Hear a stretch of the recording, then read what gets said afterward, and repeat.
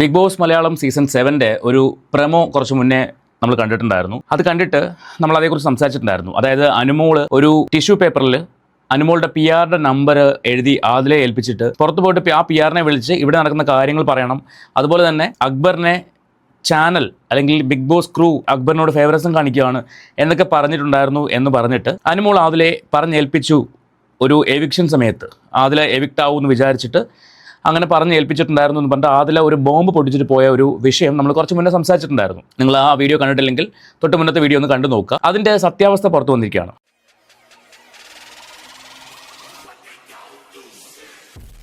ശരിക്കും ആ പ്രമോ കണ്ടപ്പം ഭയങ്കര വിഷമം തോന്നി. അതുകൊണ്ടൊക്കെയാണ് അനുമോളെ കൂടുതൽ സപ്പോർട്ട് ചെയ്യുന്നത്. അനുമോള് പൂർണ്ണമായിട്ടും ശരിയാണ്, പൂർണ്ണമായിട്ടും ഒരു ക്വാളിറ്റി കണ്ടസ്റ്റൻ്റ് ആണ് എന്നൊന്നും ഞാൻ പറയുന്നില്ല.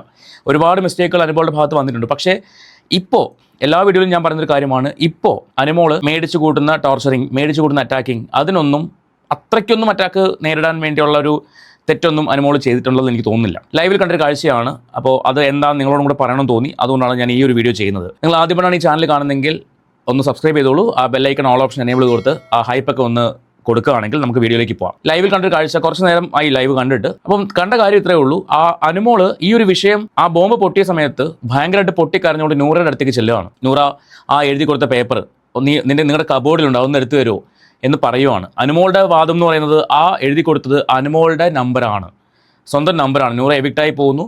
അപ്പോൾ പുറത്ത് പോകുമ്പം ഇവർക്ക് തമ്മിൽ കോൺടാക്ട് ചെയ്യാൻ വേണ്ടി എഴുതി കൊടുത്ത നമ്പർ. അതിപ്പം എല്ലാവരും ചെയ്യുന്ന കാര്യമാണ്. ഇപ്പം ബിഗ് ബോസ് ഹൗസിൽ നിന്ന് എവിക്ഷൻ സമയത്ത് അങ്ങോട്ടും ഇങ്ങോട്ടും നമ്പറൊക്കെ ഷെയർ ചെയ്യാറുണ്ട്. ഇവർ പുറത്തിറങ്ങുമ്പോൾ കോൺടാക്ട് ചെയ്യാൻ വേണ്ടിയൊക്കെ ചെയ്യാറുണ്ട്. അതുപോലെ എഴുതി കൊടുത്തതാണ്, അങ്ങനെയാണ് നമ്പർ എഴുതി കൊടുത്തത്. പക്ഷേ ആദിൽ അത് പറഞ്ഞു വെച്ചത് അനുമോളുടെ PR നമ്പർ എഴുതി തന്നിട്ട് നൂറയ്ക്ക് വേണ്ടി വേണമെങ്കിൽ ആളെ സമീപിച്ചോളൂ എന്നുള്ള രീതിക്കാണ്. ഞാൻ എൻ്റെ കഴിഞ്ഞ വീഡിയോയിലും പറഞ്ഞൊരു കാര്യമാണ്, എനിക്ക് എൻ്റെ നമ്പർ മാത്രമേ ഓർമ്മയുള്ളൂ.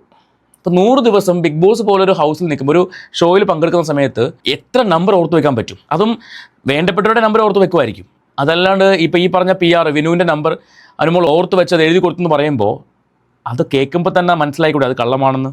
പക്ഷേ അക്ബർ അതിനെ ഒരു കോണ്ടന്റാക്കി മാറ്റി. അക്ബറിൻ്റെ ഭാഗത്തേക്ക് അത് വഴിതിരിച്ചു വിട്ടു. ആ സമയത്ത് എനിക്ക് ഒരുപാട് സന്തോഷം തോന്നിയൊരു കാര്യം നെവിൻ അനുമോളുടെ കൂടെ നിന്നു എന്നുള്ളതാണ്. നെവിൻ, അതുപോലെ ജിഷിൻ, പ്രവീൺ, അഭിലാഷ്, ലക്ഷ്മി, ഇവരെല്ലാവരും അനുമോളുടെ കൂടെ തന്നെ നിന്നിട്ട് എന്നിടയ്ക്ക് രേണുവും പോയി പറയുന്നുണ്ടായിരുന്നു, ഈ കൊച്ചിനെ എങ്ങനെ പറഞ്ഞ് മനസ്സിലാക്കും, ഇങ്ങനെ കിടന്ന് കരയില്ലെന്ന് എന്നൊക്കെ പറഞ്ഞ് രേണുവും പറയുന്നുണ്ടായിരുന്നു.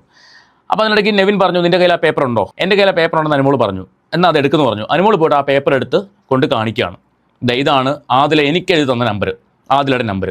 ഇതുപോലെ ഞാനും എൻ്റെ നമ്പർ ആദിലേക്ക് കൊടുത്തു, ഇതാണ് പറഞ്ഞത്. നെവിൻ അത് വിശ്വസിക്കുകയും ചെയ്തു. പക്ഷേ ആ സമയത്ത് നമ്മുടെ നൂറ എവിടെയായിരുന്നു എന്നതാണ് നമ്മുടെ ഇവിടുത്തെ സംസാര വിഷയം. ഞാനൊരു വീഡിയോ നിങ്ങൾക്ക് കാണിച്ചു തരാം. നൂറയുടെ അടുത്ത് അനുമോൾ പോയിട്ട് ചോദിക്കുകയാണ്, നൂറ ഒന്ന് എടുത്തതാ, ആ കബോർഡിനകത്ത് നിങ്ങളുടെ കബോർഡിനകത്ത് ആ പേപ്പർ ഉണ്ട്, ആ ടിഷ്യൂ പേപ്പർ ഉണ്ട്, നമ്പർ എഴുതി കൊടുത്ത പേപ്പർ ഉണ്ട്, അത് ഏത് നമ്പറാണെന്ന് കാണിക്കാൻ വേണ്ടിയാണ്, ഇല്ലെങ്കിൽ അക്ബർ എന്നെ വിശ്വസിക്കില്ല എന്നൊക്കെ പറഞ്ഞ് നൂറയോട് അനുമോൾ ബെഗ് ചെയ്യാണ്. പക്ഷെ നൂറ പറഞ്ഞു, ഇല്ല അനുമോൾ, എനിക്കറിയത്തില്ല, ഞാൻ ഇതിനകത്ത് ഭാഗമല്ല, എനിക്ക് ഈ വിഷയം അറിയില്ല, നിങ്ങൾ തമ്മിൽ അങ്ങോട്ടും ഇങ്ങോട്ടും നമ്പർ കൈമാറോ എന്തൊക്കെ ചെയ്തിട്ടുണ്ട്, പക്ഷേ എനിക്ക് അതേക്കുറിച്ച് അറിയത്തില്ല. നൂറ, നീ വെറുതെ കള്ളം പറയല്ലേ, നീയും കൂടെ ഉണ്ടായിരുന്നു ആ സമയത്ത്. നൂറ മിണ്ടുന്നില്ല. എന്നിട്ട് ഇതേ നൂറ ചെയ്ത ഒരു ചതി എന്ന് തന്നെ പറയേണ്ടി വരും. ഞാൻ നിങ്ങൾക്ക് കാണിച്ചു തരാം, ഒന്ന് കണ്ടു നോക്ക്. നൂറ കബോർഡിൽ നിന്ന് ടിഷ്യൂ എടുത്തു, ആ ടിഷ്യൂ ചുരുട്ടി കൊണ്ട് കളയാൻ പോവാണ്. ജയിക്കാൻ വേണ്ടി ഇമ്മാതിരി തേർഡ് റേറ്റ് കളി ആദില ചെയ്തത് നൂറനെ ജയിപ്പിക്കാൻ വേണ്ടി. എന്നിട്ട് നൂറ ലൈവിൽ ഇരുന്ന് പറയുന്നുണ്ട്, നൂറയ്ക്ക് കൊട പിടിക്കാൻ വേണ്ടി ശാരികയും സരികയും കൂടെ കൂട്ടിന്. നിങ്ങളൊന്ന് ആലോചിച്ച് നോക്കിയേ, ഒരു പെൺകുട്ടി അല്ലെങ്കിൽ ഒരു വ്യക്തിനെ തകർക്കാൻ വേണ്ടി ചെയ്യാവുന്നതിൻ്റെ മാക്സിമം ചെയ്തു. ഇനി 2 ദിവസം കൂടിയേ ഉള്ളൂ ഫൈനലിന്. ഈ ഒരു സമയത്ത് ആ ഒരാളെ, ആ ഒരു വ്യക്തി, ഞാൻ പെൺകുട്ടി എന്നൊന്നും പറയുന്നില്ല, എന്നാൽ പറയും വിക്ടിം കാർഡ് ഇറക്കണം എന്ന് പറയും, ആ ഒരു വ്യക്തിയെ മാനസികമായിട്ട് എത്രമാത്രം തകർക്കാമോ അത്രമാത്രം തകർത്തുകൊണ്ടിരിക്കുകയാണ് ഓരോ വ്യക്തികളും. ഈ എവിക്റ്റായി പോയ ടീം ഉൾപ്പെടെ ബിൻസി, ശൈത്യ, ശാരിക, സരിക, ഇത്രയും പേരും ചേർന്ന് നിന്നുകൊണ്ട് അക്ബറിന് വേണ്ടി ചെയ്യുന്ന തേർഡ് റേറ്റ് കളി, അതാണ് ഇപ്പോൾ ലൈവിൽ നടന്നുകൊണ്ടിരിക്കുന്നത്. എന്തുകൊണ്ട് അനുമോൾക്ക് ഇത്രയും ജനപിന്തുണ വരുന്നു? അകത്ത് നിങ്ങൾ അത്രയും കൂടുതൽ ആ വ്യക്തിയെ ഒറ്റപ്പെടുത്തുന്നതുകൊണ്ടാണ്. ഇതെല്ലാം കണ്ടുകൊണ്ട് അനുമോളോട് ഇഷ്ടം പറഞ്ഞ ഒരു വ്യക്തി പുറത്തിരിപ്പുണ്ട്. ഇതെല്ലാം കണ്ടുകൊണ്ടും കേട്ടുകൊണ്ടും ഒരു വാക്ക് മിണ്ടുന്നില്ല. അനുമോൾ ആ ഇഷ്ടം റിജക്റ്റ് ചെയ്തു, സമ്മതിച്ചു.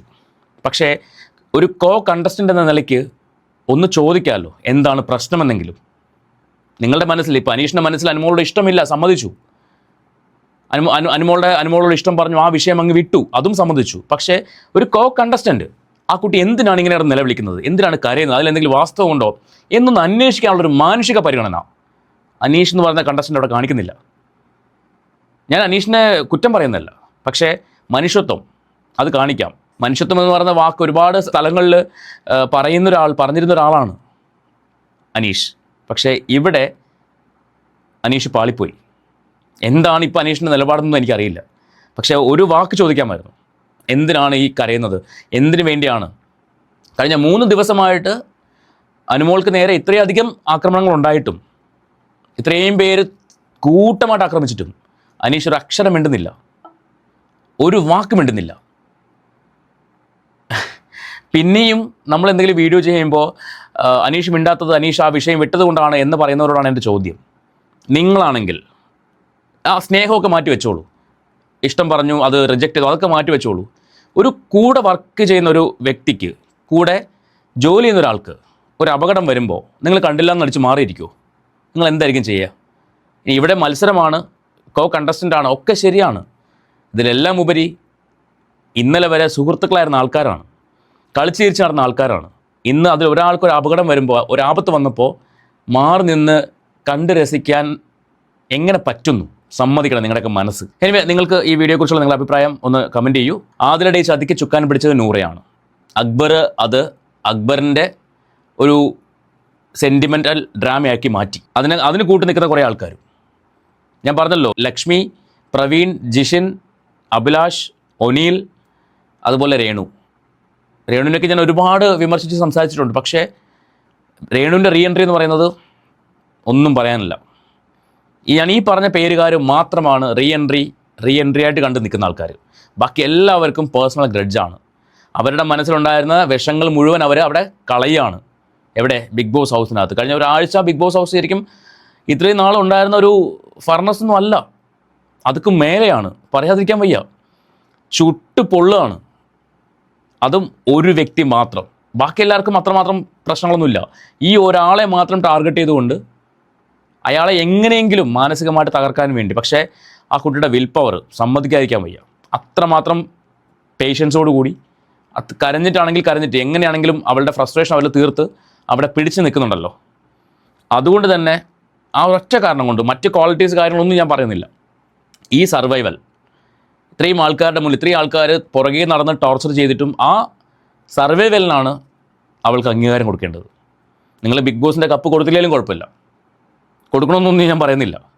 പക്ഷേ അവളാണ് റിയൽ വിന്നർ. അതിനി പി ആറിൻ്റെ പേരും പറഞ്ഞുകൊണ്ട് അധിക്ഷേപിക്കുവാണെങ്കിൽ അവൾക്ക് വേണ്ടി വാദിക്കുന്ന ഒരുപാട് ആൾക്കാർ പുറത്തുണ്ട്, സമൂഹത്തിലുണ്ട്, ഒരുപാട് പാവപ്പെട്ട ആൾക്കാരുണ്ട്. അവരുടെ അംഗീകാരം മതി അവൾക്ക്.